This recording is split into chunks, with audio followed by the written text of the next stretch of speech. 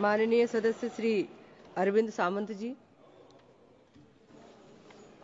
माननीय chairperson madam, बक amendment bill 2025 पर हम अपनी विचार प्रकट करने के लिए खड़े हैं। सुबह से बहुत अच्छे भाषण भी सुन रहे हैं। मेरे मित्र रिजिजू जी ने बहुत कुछ कहा। सबसे बड़ी बात है कि मैं खुद भी जेपीसी में था और दुर्भाग्य की बात है कि जेपीसी में आखिर तक क्लॉज बाय क्लॉज चर्चा कभी नहीं हुई और यही कारण था क्योंकि जेपीसी में हमने देखा कि नॉन स्टेक होल्डर्स को भी बुलाया जाता था। अब ऐसी स्थिति में आप जब एक आध बिल लाते हो तो आपका उद्देश्य क्या है, आप क्या चाहते हो, और ये देखने के बाद हर वक्त हमें महसूस हुआ है आप लोगों की कतनी और करनी में बहुत फर्क होता है। आपको जो बिल लाने में किसी को न्याय देने की प्रक्रिया नहीं है आपके मन में। आप अगर हिंदुत्व की आज हमारे राज्य के मुख्यमंत्री ने ललकारा है कि शिवसेना और उद्धव बाला साहब ठाकरे पार्टी क्या बोलने वाली है, हिंदुत्व के साथ खड़ी रहेगी क्या, आप हमें हिंदुत्व सिखाने वाले हैं। अगर हिंदुत्व की बात करते हैं तो मैं आपको याद दिलाता हूं कि हाल ही में हमने जो पद्मनाभ मंदिर था उसका खजाना निकाला था। क्या हुआ, उस खजाने को क्यों निकाला, किस लिए निकाला? उसके बाद में केदारनाथ मंदिर, हमारे शंकराचार्य जी ने कहा 300 किलो को सोना गायब हुआ। क्या हुआ, किस लिए गायब हुआ, कैसे गायब हुआ? तिरुपति पे भी आपका ध्यान है। अयोध्या में तो आपने देखा कि जिस ढंग से आपने जो कुछ प्रयोग किए तो लोगों ने तो आपको जगह दिखा दी अयोध्या में। वहां के मंदिर तोड़े गए, वहां की मूर्तियां तोड़ी गई, वहां की मूर्तियां वाराणसी भी हुआ, दोनों जगह गट गए आपके वोट, तो दोनों जगह मूर्तियां भी गायब हुई। ये जो कुछ आप कर रहे हो ना, तो ये मत समझना कि आप जो कुछ कर रहे हो वो सही कर रहे हो। हमें तो डर लगता है क्योंकि आपने इस हाल ही में हमारा चैत्र शुरू हुआ तो महाराष्ट्र में नया साल शुरू हो जाता है, उस वक्त रमजान ईद भी हुई। हमने देखा सौगते मोदी चल रहा है। आज सौगते बिल आ गया, वक्त बिल आ गया, ये सौगते मोदी चल रहा है। तब मुझे याद आई, कैसे भूल जाते हो आप कि हमारे इसी सरकार के आदरणीय प्रधानमंत्री जी हमारे, उन्होंने कहा था मंगलसूत्र छीना जाएगा। हमारे यूपी के मुख्यमंत्री जी ने कहा था बटेंगे तो कटेंगे। कौन बांटने वाला था, कौन काटने वाला था? आपको उनके बारे में प्यार आया आज?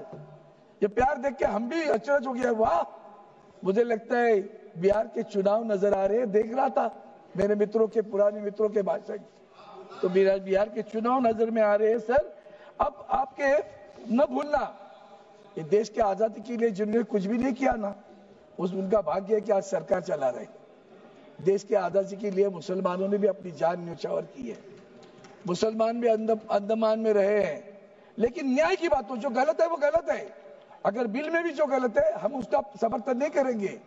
मैं तो मांग करता हूं कि जो गलत है उसको सीधा करो, लेकिन आप लोगों ने जो किया वो इस तरह का है कि जैसे कि आपने वहां जो बोर्ड बनेगा, तो बोर्ड के बारे में सब लोग बोल रहे थे।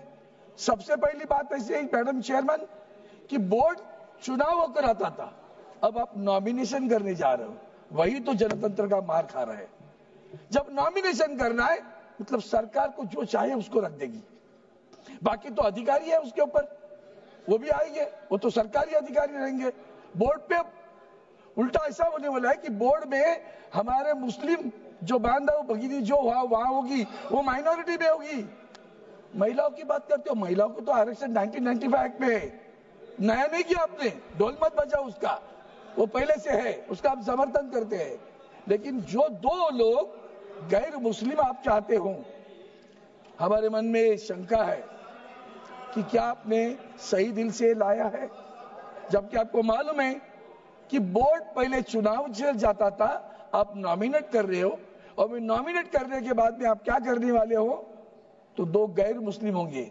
मैं आपको विनती करता हूं, पहले तो शांति से सोच लो क्या कर रहे हो। आप एक तरफ कह रहे हो कॉमन सिविल की कोड की बात करते हो, और जब दूसरी तरफ यहाँ दो मुस्लिम गैर मुस्लिम हमारे वक्फ बोर्ड पे ला रहे हो, मुझे डर लगता है कि हमारे हिंदुओं के मंदिरों में भी कल गैर हिंदू अगर लाना चाहोगे। उन्होंने अभी उदाहरण बताया मंदिर का, याद रखना शिवसेना उसके खिलाफ खड़ी रहेगी। अगर हमारे मंदिर में कभी आपने सोचा भी कि किसी गैर हिंदू को उस मंदिर के बोर्ड पे लाने की कोशिश भी करोगे तो याद रखना हम उसे विरोध करेंगे, क्योंकि ये जो चल रहा है वो आगे चलकर क्रिश्चियनों पे हो सकता है, आगे चलकर जैन देरासर पे हो सकता है, आगे चलकर सिख धर्मों के गुरुद्वारा पे हो सकता है। क्यों कर रहे हो आप? क्या आपका उद्देश्य है? क्या आपका हेतु है? क्यों चाहिए आपको गैर? ये धार्मिक नहीं है। रिलीजियस एंड पायस जो कहा जाता है, डोनेशन दिया जाता है वक्त के लिए, for what purpose? It is a religious and pious. You are showing it is a government functioning.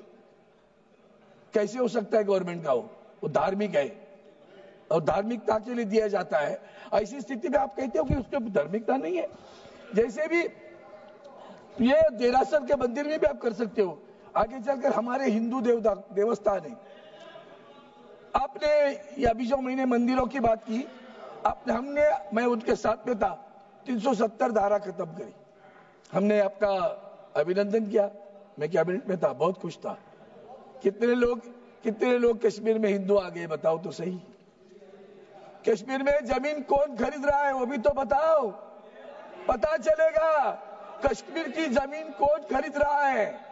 दूसरी बात, हमारे हिंदुस्तान के जो हमारे देवस्थान के मंदिरों की जगह होती है, इतनी हजारों एकड़ जमीन है, वो जमीन भी बेची जा रही है। क्या आप इसी तरह का कानून हिंदुओं के देवस्थान की जमीन बेचने वालों के खिलाफ भी लाएंगे क्या?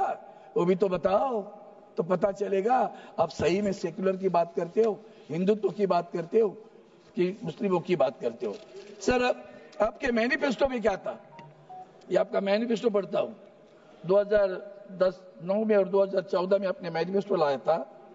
उस मैनिफेस्टो में आपने लिखा था, the BJP will examine the recommendations of the joint parliamentary committee regarding Waqf properties headed by Shri K. Rahman Khan, 2014, Deputy Chairman Rajya Sabha, and would, in consultation with Muslim religious leaders,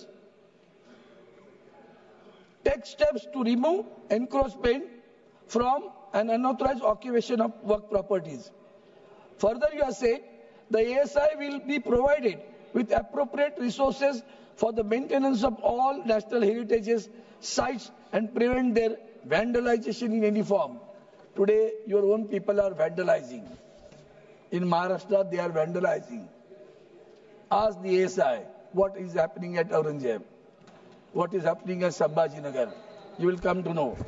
And therefore, ये जो manifesto है उसके ऊपर भी हमने आपके सामने कहा है। दूसरी बात, कलेक्टर की बात आपने थोड़ा सा इंप्रूवमेंट किया, लेकिन क्या किया? फिर भी दोबारा वही किया। आपने सुबह एक अच्छी बात की कि प्रोस्पेक्टिव करेंगे, उस पे तो नहीं है। लेकिन ये जो आप कर रहे हो कलेक्टर की बात, जो अधिकारी आने वाला है वो भी आप गवर्नमेंट ऑफिसर है ना। Everybody for own cause own जज, that is not correct. You have to correct it right now. हमने खुद कहा था कि ओरली इसके आगे कोई भी वक्त नहीं करेगा, रजिस्टर करेगा, ओन प्रॉपर्टी होनी चाहिए, पोजीशन में होनी चाहिए। हमने जेपी से भी कहा हम सुधार के लिए है, लेकिन आपका हेतु कभी सही नहीं लगता। इसलिए मैं इतना ही कहता हूं कि जिस ढंग से आपने ये जो बिल लाया है, उस बिल को देखते हुए आपका हेतु स्पष्ट नहीं होता। आपके मन में कुछ और ही है। जमीन आपको हड़प करनी है, और किसके लिए करनी है? जैसे मैंने कश्मीर में नाम लिया, जैसे मैंने जहां मणिपुर में भी चल रहा है, उसी के लिए चल रहा है। और किस किस लोगों के लिए चलता है, किन उद्योगपति के लिए चलता है, सभी को पता है। आपका उद्देश्य जमीन हड़पने का है, बाकी कुछ नहीं है, न्याय देने का नहीं है। इसलिए मैं आपको एक ही बताता हूँ, वोटों पे सच्चाई रहती है जहाँ दिल में सफाई रहती है। हम उस देश के वासी है जिस देश पे गंगा बहती है। आप लोगों के वोटों पे सच्चाई नहीं है, दिल में भी सफाई नहीं है।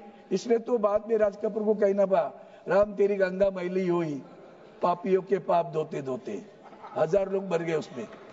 और इसी को आगे बढ़ा के मैं कहता हूं कि आपने नारा दिया, बटेंगे तो कटेंगे, और आपने कल सौगते मोदी भेजा तो बांटोगे तो बचेंगे वाली बात आ गई है। आप बांट रहे हो, बचने के लिए बांट रहे हो, ये अच्छा नहीं है। आप अंदर मन से पूछो कि सही में आपको किसी का भला करना है कि नहीं करना है।